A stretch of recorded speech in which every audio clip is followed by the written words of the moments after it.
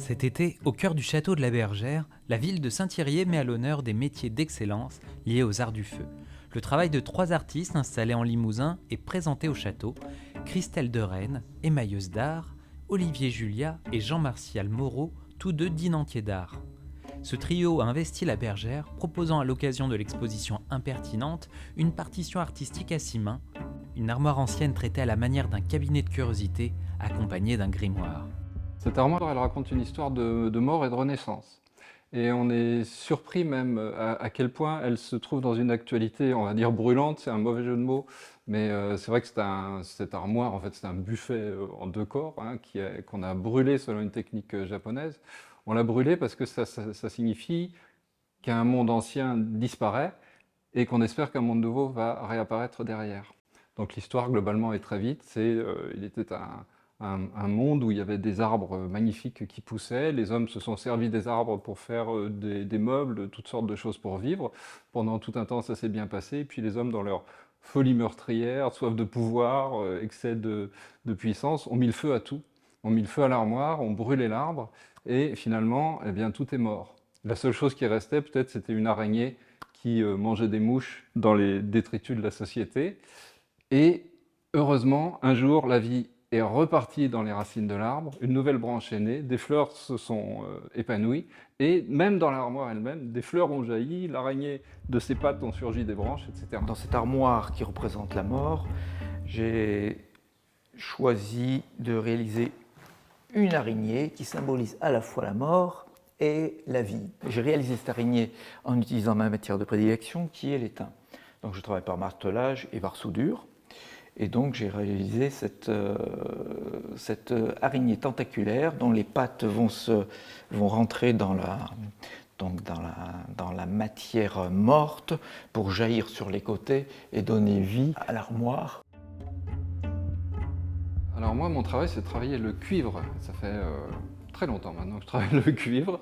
Donc ici, il est sous forme de sculpture. Hein, donc c'est ce tronc d'arbre-là, qui est un assemblage de feuilles de cuivre travaillées à chaud avec la patine de feu, ce qu'on appelle la patine de feu, c'est-à-dire les traces que le chalumeau laisse sur le métal, et les racines, toute une armature qui est supposée faire l'arrière de l'arbre dans lequel l'armoire a été sculptée.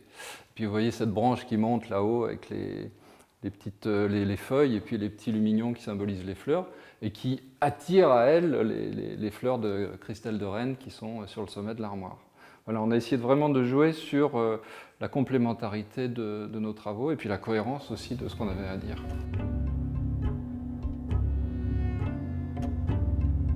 J'ai réalisé ces deux médaillons qui ornent la porte, le centre de la partie haute de l'armoire, donc qui représentent en émail sur cuivre, voilà, donc là, la terre, le ciel. J'ai ensuite aussi réalisé toutes ces petites fleurs qui ont l'air de pousser comme ça, de sortir des portes de l'armoire, et le bouquet final là-haut.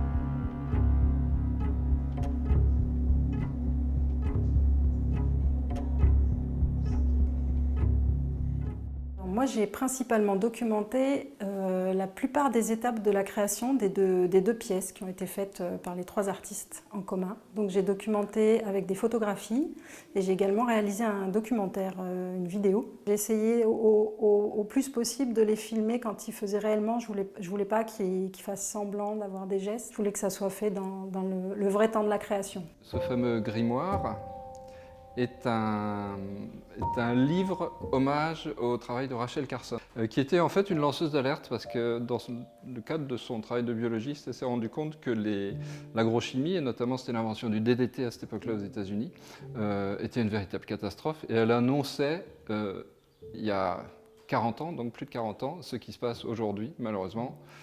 C'est une prophétesse qui avait raison.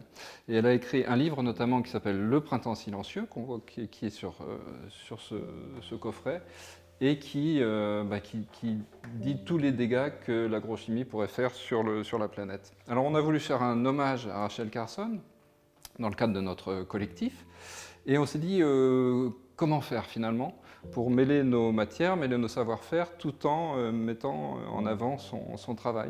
Donc on a constitué le grimoire, ce qu'on appelle un grimoire, c'est-à-dire un livre un peu sorcier. Donc quand il est fermé, voilà, avec les couvertures sont rabattues, il y a deux petits arbres qui semblent veiller sur le trésor qui est à l'intérieur, avec des petites flaques d'émail tout autour, et puis sur le pourtour du livre, des émaux qui parlent des 4 saisons. Et quand on ouvre les pages du grimoire, on a des textes de Rachel Carson qui sont gravés ici. Et puis au centre, il y a une espèce de jardin un peu fou, où vous avez le livre qui est serti, on va dire, par ces petits champignons tout à fait sympathiques. Mais les champignons eux-mêmes ont pris le pas sur les forces de destruction et de mort qui sont symbolisées par ces têtes de mort et puis ces os. Là, vous avez des tibias, des fémurs, des côtes qui sont là.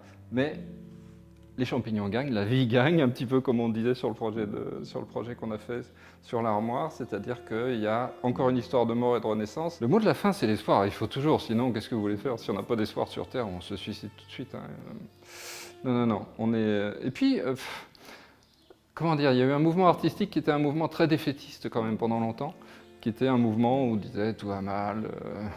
C'est presque assez facile de représenter la catastrophe, si vous voulez. Mais de dire qu'il y a un espoir derrière, c'est pas mal quand même pour des artistes. Ça fait du bien, on respire.